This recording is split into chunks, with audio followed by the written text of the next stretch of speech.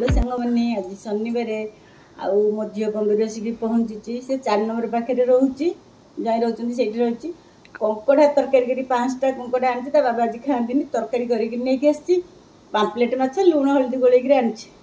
मुझे भातटा करी लुण लंका लेंबू पिज कंकड़ा कषा पूरा खाईदे आगे देखु थम्स अप खाली माउसी देखो आमको तो दौन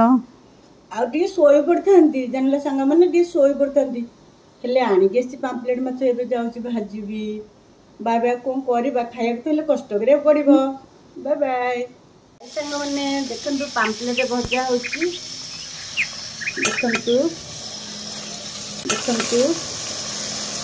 एटा राति हम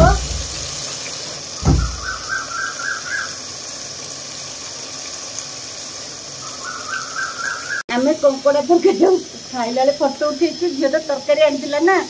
गरम गरम खाई देचु देखे भी फटो उठे एटा भाजुची आज राति की पाम्पलेट भजा मारिबा मजा बाय बाय खातु मजा नियंतु घरे बन खातु।